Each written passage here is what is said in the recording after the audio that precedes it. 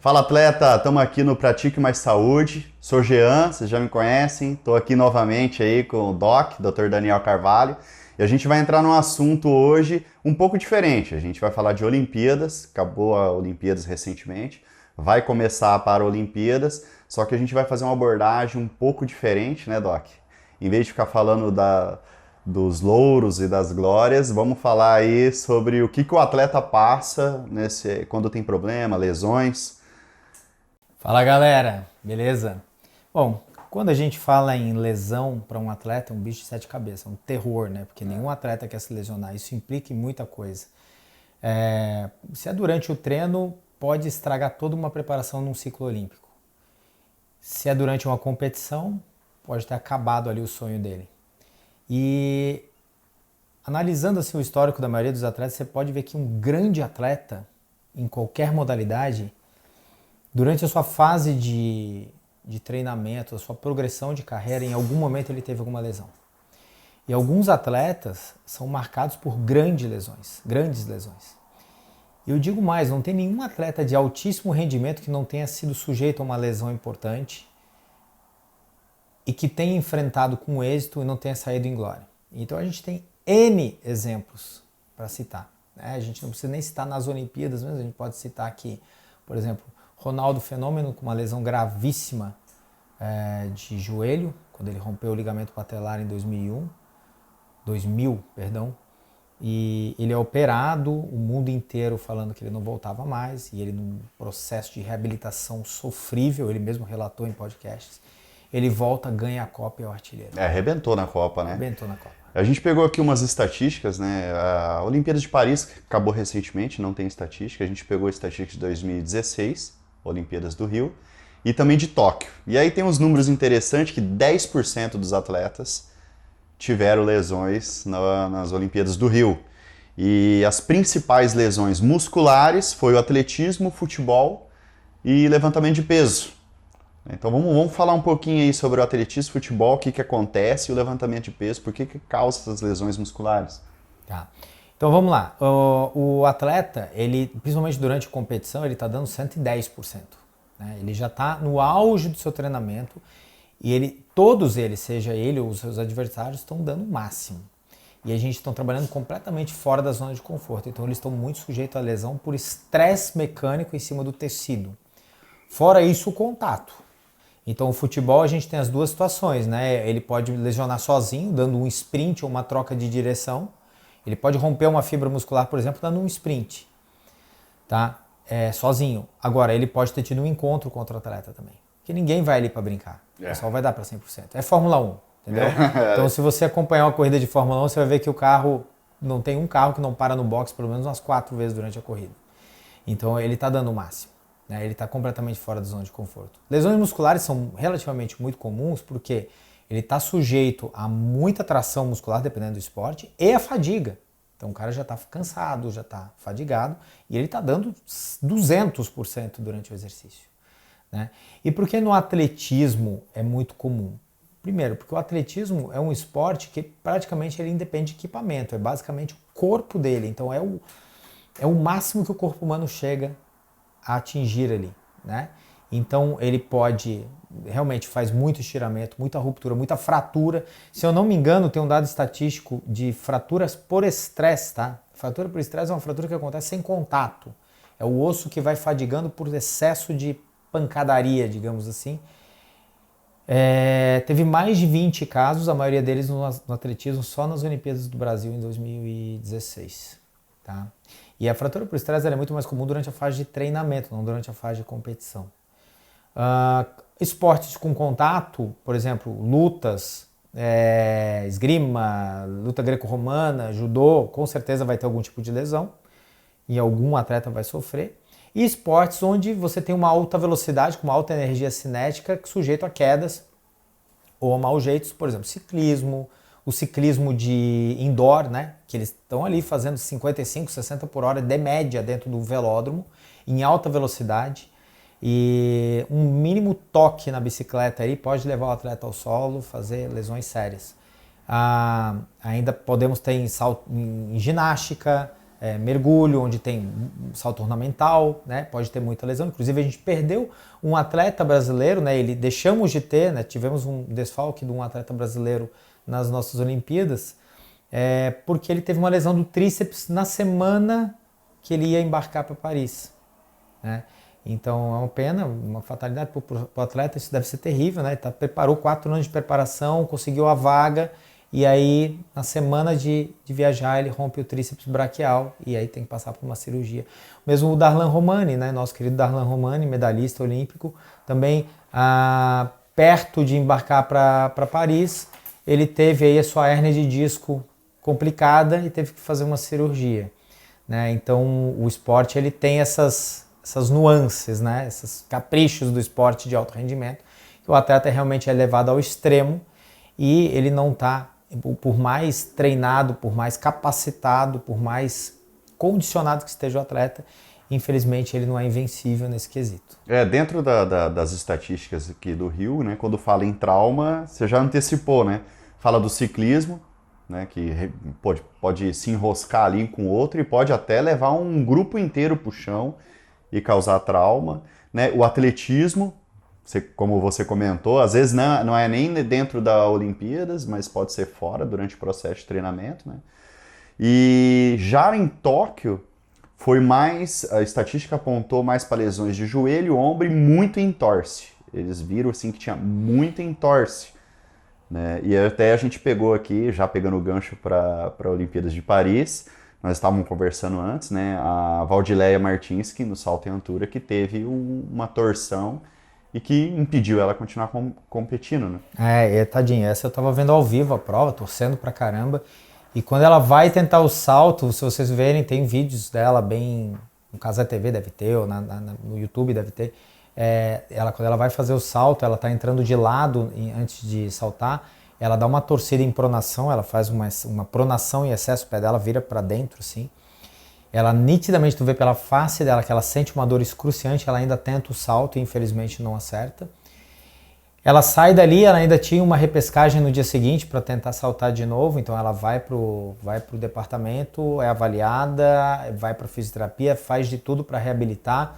No dia seguinte, para as finais, quando ela vai entrar na tentativa de salto dela de novo, infelizmente ela aborta a corrida, ela fala assim, cara, não dá, tá doendo muito. Foi muito prudente, é muito difícil para um atleta tomar esse tipo de decisão, é louvável. O atleta, primeiro, a saúde dele em primeiro lugar, né, a segurança dele em primeiro lugar sempre, mas ela foi muito guerreira em ter tentado e a entorse, infelizmente, ela é uma coisa extremamente comum no esporte. Muitas vezes o culpado não é o atleta, é o momento. Às vezes tem um terceiro, no futebol a gente vê muito, no vôlei muitas vezes, quando chega ali na disputa de bola, ali na rede, né, o bloqueio e a cortada, um cai com o pé em cima do outro e torce o tornozelo, isso é bem comum acontecer. Tá? No basquetebol também, esportes com troca de direção também tem muito, então a entorse é braba. Claro, tem indivíduo que, por azar, né, tem outros que realmente deixaram um preparo físico a desejar, não necessariamente num atleta olímpico, tá? A gente já está trazendo aqui para o civil, né? Para o atleta normal. Hoje mesmo eu atendi uma paciente que torceu um tornozelo correndo e quer participar de uma corrida próximo final de semana, mas não fez uma boa reabilitação. Então o tornozelo dela está instável, ela mesmo admitiu que ela não reabilitou bem, falta de tempo, aquela coisa, e está lá com o tornozelo instável, precisa de um capricho na reabilitação para voltar para o jogo. E aí, como a gente falou de ciclismo, né, no mountain bike, teve a atleta Anloa, né, que teve uma queda e teve uma concussão. Então, assim, não teve um trauma, mas ela teve realmente uma lesão séria aí no processo e que afastou ela também, tirou ela dos Jogos Olímpicos. A concussão, né, só para diferenciar, é um tipo de trauma que não necessariamente precisa acontecer no crânio, tá? Ela acontece muito mais pela desaceleração. No caso dela, ela estava de capacete, teve uma proteção, mas ainda assim o efeito de desaceleração súbita gera no cérebro um evento onde ela tem a perda de consciência. Isso é condição máxima, tirar o atleta de jogo, tirar o atleta de campo, ou no caso, tirar o atleta da prova. A saúde dela, a vida dela em primeiro lugar. No futebol existem protocolos. Hoje, esse ano, a FIFA já deu direito ao médico de levantar um cartão para o jogador. Existe, se eu não me engano, é cartão rosa. Se eu estiver errado, por favor, me corrijam depois. mas eu vi o Dr. Tanuri no jogo do Flamengo levantando um cartão para um jogador do time, tirando o jogador de campo, favorecendo uma troca, porque o jogador estava provavelmente apresentando sinais de concussão, porque não necessariamente é só a perda de consciência. Alguns voltam para o jogo, tomam uma cabeçada, dão um mau jeito, uma hiperextensão do pescoço, e aí eles começam a perder a capacidade técnica, alguns começam a falar palavras desconexas, começam a mudar o comportamento, os outros jogadores já se alertam, o árbitro se alerta, ele chama o médico para fazer uma avaliação em campo, ele faz um mini sketch, o sketch é um sistema de avaliação de concussão, ele é extremamente complexo, não dá para fazer um em campo, ele avalia e fala, esse jogador não tem condição, sai de jogo. E foi o que aconteceu com essa atleta. É uma pena porque o atleta, ele, é como a gente falou, né? Ele chega a 4 anos de preparo, todo um ciclo olímpico, treinando pra caramba, provas eliminatórias, ele chega lá e às vezes uma fatalidade dessa tira o atleta e mais 4 anos pra frente, às vezes é a última da carreira dela. Né? Às vezes a idade também impede que ele continue competindo, e a gente teve outro caso também de um atleta categoria masculina no judô até 66 quilos. Se não me engano, o nome dele é Nolari, não sei se eu pronunciei certo. Mas ele também teve numa projeção, ele acabou caindo em cima do ombro e imediatamente já não conseguiu mais voltar a lutar. E aí tem uma infinidade de traumas que pode acontecer, né, dentro do ombro. A gente pode, não sei, o doutor pode comentar alguma coisa aí, o que poderia ter acontecido, que na matéria não falava muito claro. A gente vê a foto dele depois, ele sai imobilizado, né? Então, alguma coisa com certeza aconteceu, porque o atleta não iria desistir assim tão facilmente de uma prova da vida dele. A gente poderia especular aqui, tá, gente? Porque eu não estava lá, eu não examinei, não vi nenhum exame de imagem dele. Pode ser que ele tenha até luxado esse ombro, saído do lugar, feito uma lesão ligamentar. Às vezes ele subluxou e voltou e nessa saída ele faz uma lesão. Às vezes ele pode ter feito uma fratura. Mas, de certa forma, é considerado uma lesão, mesmo sem um diagnóstico, porque o impede de manter o rendimento. E nem ele, nem o árbitro dele, nem os próprios médicos assistentes ali da hora da prova, eles podem já categorizar que ele não tinha capacidade de continuar, né?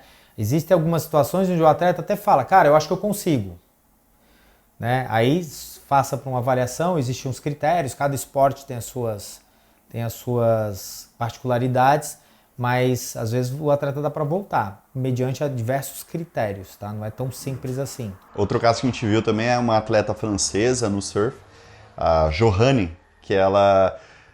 Numa queda lá, ela chegou a bater a cabeça ao fundo do mar lá e cortou a cabeça. Ela foi atendida no mar e voltou a surfar. Então, assim, são coisas que o atleta também mostra de superação. Eu acho bem legal a gente comentar sobre isso. Sim, é o calor do momento, né? Às vezes ali você tá ali, a equipe que abordou ela provavelmente fez um acesso rápido, viu que ela estava em condições, não tinha nenhum sinal de impedimento, segue o jogo. Isso, para quem está assistindo, é muito superação, né? Muita coisa assim, poxa, o atleta ele é um exemplo pra gente, né? Quando a gente fala disso, eu sempre me lembro da Gabrielle Anderson, lá em 1984, em Los Angeles, quando a primeira maratona com a permissão de mulheres correr, onde ela, estava extenuante, já estava num cansaço extenuante, tá? A cena, assim, ela é emblemática, assim. Eu lembro desse vídeo, é bem marcante, é lindo, assim, de ver a energia dela. Exato. Ela entrando no estádio em Los Angeles, ela já estava meio que caminhando, porque ela já estava extremamente exausta, provavelmente sofrendo de uma desidratação severa ou um heat stroke, em inglês chama heat stroke, em português você poderia traduzir como uma hipotermia devido a uma insolação ou algo parecido. Eu estou aqui especulando que eu não sei exatamente o que ela sentiu na hora, mas ela estava entrando em colapso, tá? A cabecinha dela já está tortinha, ela está caminhando, e se você for olhar bem o vídeo, você vai ver que tem 3 caras de branco andando do lado dela. Eles não estão encostando nela, eles só estão provavelmente acessando ela, conversando com ela. E aquilo ali é equipe médica. E os caras estão olhando, cara, quer sair da prova? Ela simplesmente ignora. Então, assim, o estádio indo de pé, batendo palma pra caramba. A mulher fazendo história ali na frente do mundo inteiro, né? Completando uma prova de altíssimo calibre, que é uma maratona, não é uma prova para qualquer um, né? E ela literalmente samba na cara do mundo, mostrando que mulher aquele vídeo é realmente fantástico. Ali, claro, a gente pode filosofar em cima disso. talvez pensando só como médico, não como um entusiasta, talvez tenha sido um pouquinho de imprudência, deixar uma pessoa correndo o risco de sofrer um AVC ali, de ter uma sequela irreversível? Sim. Né? A gente poderia até filosofar em cima disso. Até que ponto a superação no esporte ela é saudável, ela é recomendada? Até que ponto essa superação não se torna uma coisa grave, irreversível, que pode gerar sequelas inúmeras e inclusive até a morte? Então isso é uma pergunta que eu não sei responder. Você não me fez, mas eu já fiz. Até que ponto é saudável? Né? Até que ponto eu posso ir? Ninguém sabe. Na verdade, não tem uma resposta, um pingo nesse i redondinho. Cada um vai ter um conceito, né? Cada um vai ter alguma explicação. Cada atleta vai ter o seu ponto de vista. Os protocolos de equipe médica mudam a cada ano, vão aumentando. Claro que existem alguns protocolos que têm que ser seguidos, mas o limiar ele é muito tênue, na verdade, em alguns casos. Até que ponto ele realmente é necessário continuar, né? Até que ponto você fala, cara, mas eu vou continuar. Se você falar com um atleta que está super preparado, ele vai até a morte, se deixar. Ele vai. A vida dele é disso. Tem aquela estatística, né, que teve uma pesquisa que foi feita, que acho que foi o Doc já comentou comigo, já comentou em sala de aula, que perguntaram para os atletas se eles ganhassem a Olimpíadas e fosse viver mais 1 ano ou 4 anos. Muitos aceitariam pagar com isso. Então, quer dizer... Aceitariam a medalha de ouro pela glória e sem se importar com a própria vida. Esse símbolozinho, ele não é para todo mundo. Ele é realmente os melhores do mundo nas suas determinadas modalidades, nos seus momentos, nas suas épocas de vida, né? Então, dali sai muita história boa. Então, realmente, é para eles o propósito de vida naquele momento. Só isso importa. E aí, assim, eu quero pegar esse gancho aí que a gente já entrou, porque envolve também a questão do atleta, da saúde mental. A gente fala muito de lesão, de trauma, de preparação, de alimentação, de sono, né, de toda a equipe multidisciplinar, e aí a gente vai para a saúde mental. Eu estou me especulando aqui sobre aquela atleta Nathalie, da esgrima, que ela foi diagnosticada um pouco antes, ela ficou sabendo que ela está com um tumor no cóccix. E aí, durante a prova dela, na esgrima lá, ela meio que passou mal. Não sei dizer se foi pela saúde mental, né? A gente está especulando, pode ter sido qualquer outro motivo, pode ter sido uma desidratação, mas a gente percebe que realmente uma notícia dessa pode abalar o atleta e realmente fazer com que ele não tenha a performance que deveria. Você tem muito esporte, tá? Que eles chegam muito equiparados, né? Eles chegam todos eles extremamente condicionados lá. Tem muito esporte que ganha aquele que suporta mais mental, suporta mais a dor, por exemplo. Você pega já correu 800 metros ou 400 metros? É assim, ó, é um esporte que você vai durar ali, os campeões fazem 40 minutos, 40 segundos, perdão. Mas eu, ser humano normal, no meu auge também, fazia 1 minuto e 3, 1 minuto e 4. Tu fica 1 minuto e 3, 1 minuto e 4 com a mão numa chapa quente pelando. Você tem que aguentar aquilo ali. Você fica te doendo até a alma. O ácido lático tá bombando no talo. A acidose muscular tá bombando. Você tá com o coração na boca, cuspindo. Você tá vendo Jesus Cristo chegando e tem alguém te mantendo vivo na terra. Então suporta aquele atleta que está suportando mais dor. E isso tem um controle mental muito grande, tá? Não tenha dúvida que o mental deles é muito forte, faz toda a diferença. Você pega um jogaço de tênis, a final do tênis masculino, o Alcaraz contra o Djokovic. Você vê o mental deles, porque os dois são talentosíssimos, os dois têm anos de história. Claro, o Djokovic é mais velho, né? O Alcaraz está em início de carreira, teoricamente 21, 22 anos, o Djokovic já está no final de carreira, talvez seja a última Olimpíada dele, ou é a última Olimpíada dele. E você vê que os dois era ponto a ponto, cara. Era game a game. Eu fiquei roendo unha vendo aquilo ali. Mas tu vê que a capacidade de segurar, porque os dois estavam bem condicionados, os dois são muito talentosos, ganhou aquele que conseguiu segurar melhor o mental. Simples assim, entendeu? E o oposto é verdadeiro. Se você tá num momento que o teu mental não tá legal, você não vai render. E o pessoal julga muito. Né? A Simone Biles em Tóquio, ela abandonou. Eu ia falar, Mas assim, ela estava sentindo... Eu não sei o que passava na cabeça dela. Eu não vi o documentário dela. Tem um documentário na Netflix que explica bem. Mas ela, né, o que a mídia tradicional mostrou para nós foi burnout, talvez, uma pressão externa e tal. Aí tinha muita gente falando, isso é mimimi, ela é paga para isso. Cara, eu não julgo.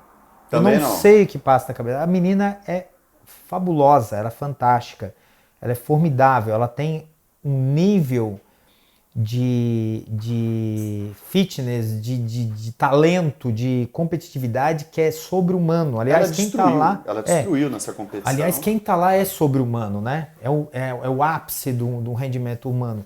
E assim, para ela ter que tomar uma decisão difícil de largar uma Olimpíada onde ela era uma das favoritas, devia estar passando algo muito difícil na cabeça dela. Então, esse suporte mental faz toda a diferença. É tão importante quanto ter massa muscular, é tão importante quanto ter talento.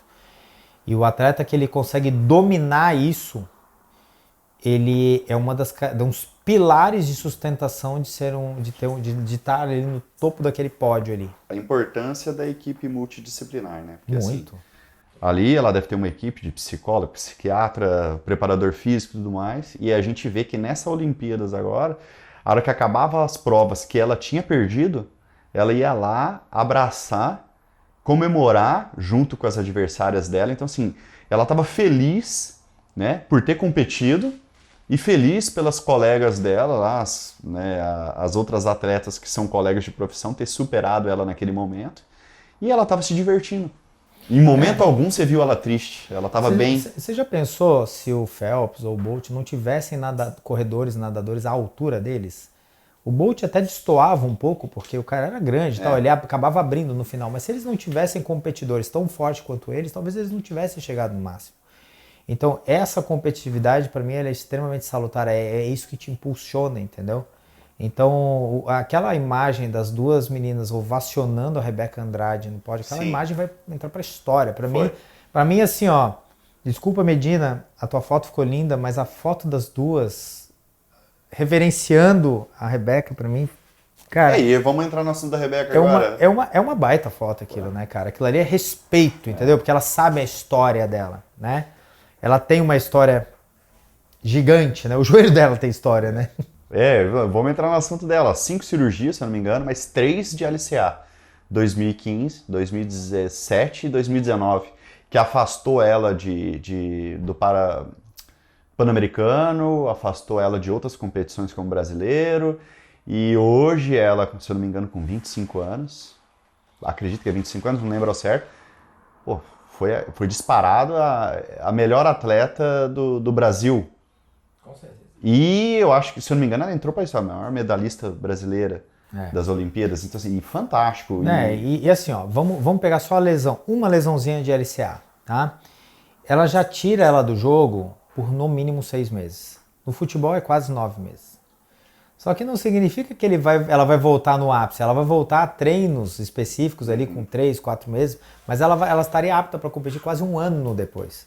Isso num ciclo olímpico é muita coisa. Agora tu imagina 3 cirurgias, fora as outras vídeos, artroscopias, né?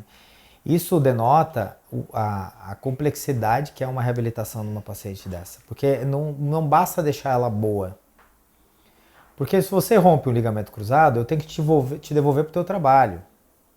Se você gosta de jogar uma peladinha de futebol com os amigos no final de semana, beleza, eu te opero, tu reabilita e tu volta para tua pelada feliz da vida. Ela não. Ela voltou e foi a melhor do mundo. Você tá entendendo? Ela não só operou o ligamento e fez ela andar de novo. Ela fez ela performar e ser a melhor do mundo. Num tipo de esporte que exige demais do joelho dela. Eu fiquei assistindo aquela prova do solo dela pelo celular. Eu assisti umas 4, 5 vezes direto, colocava para repetir, de tão bonito que foi. Então. É assim, ó, para nós que não vivenciamos esse esporte em si, a gente acha tudo lindo, maravilhoso. A gente não sabe o quão árduo é o treinamento dessas meninas. Eu acompanho aqui algumas ginastas que treinam aqui em Floripa, que fazem competição nacional, algumas, outras catarinense, outras regionais aqui. E elas já treinam bastante, elas já treinam 4, 5 horas por dia. Uma atleta de 11 anos, 12 anos. Você que está assistindo aí, você treina 4 horas por dia algum esporte? 6 dias por semana? Imagina você com 11 anos fazendo isso, ainda tendo que dividir horário com a escola, com a aulinha de inglês, com brincadeira com a família. Então, é um trabalho duro. E então tu vê uma guria dessa no topo do pódio, depois de 5 lesões de 5 cirurgias, sendo 3 de reconstrução de LCA, sendo ovacionada pela então melhor do mundo. É assim, ó, é imensurável isso. Por isso que a Olimpíadas é o melhor evento esportivo que existe. E tomara que continue sempre assim. E assim, para fechar, né, que as Olimpíadas aí traga esse ânimo para a população, para eles irem treinar. Foi incrível que logo depois da prova da Rebeca, esgotou todas as matrículas do clube dela na área de ginástica. Então, assim, isso inspirou nossas crianças. Esses atletas, eles têm muita responsabilidade, eles não sabem disso, né? Porque eles inspiram. Você pega a Raíssa Leal, quantidade de menina, filha de amigo meu que já tá andando de skate. Alô, minha filha de 3 anos já tá olhando o skate com outros olhos. Quer dizer, eles têm eles são referências, né, pra gente. O esporte, ele gera isso, né? Ele é o efeito positivo do esporte, é um dos efeitos positivos do esporte, é esse, para quem não valoriza, né? Imagina você fazer já existem vários projetos, tá, em comunidades. Imagina você tirar uma criança pobre de um morro e botar ela para ser um potencial aí corredor de atletismo, um jogador, né? Existem vários projetos, para mim tinha que ter muito mais. A gente é um país gigantesco, uma população extremamente miscigenada, com o melhor da genética de todos os povos, onde a gente poderia ter um quadro de medalhas muito maior do que a gente tem. E isso é reflexo do quão desenvolvido seria o nosso país. Então, trazer o exercício, o esporte, para todo mundo, para o povo, geraria a longo prazo um reflexo muito mais positivo nas Olimpíadas. Você pega o Japão, que é um dos países mais desenvolvidos do mundo, está em 3º lugar. Fantástico. O Japão, cara. Japão. Você pega o japonês em 3º lugar do mundo, né? E melhor que muito país que já tem muito mais tradição no esporte do que o próprio Japão. Então, e não é à toa que os caras são considerados um dos QIs maiores do mundo, porque o sistema educacional lá é muito forte e por aí vai. Então, ele é diretamente relacionado ao nível de desenvolvimento de um país. Por isso que as Olimpíadas é um reflexo disso, né? Então, o esporte, ele faz parte desse processo. Então, a gente, quando chega às Olimpíadas, dá uma injeção de ânimo muito grande de todos nós, né? Não significa que todo mundo vai para as Olimpíadas. Não é para todo mundo, né? Mas que instigue cada vez mais, que tenha mais Rebecas, que tenha mais Simones, que tenha mais Raíssas, que tenha mais Ítalos, mais Medinas, enfim, né? Que a gente seja cada vez mais bem representado por essa galera e estimula a gente a praticar esse esporte que a gente ama tanto. Obrigado, doutor. Isso aí. Mais uma vez aqui, ó, e gratidão aí total. Hein? Isso aí.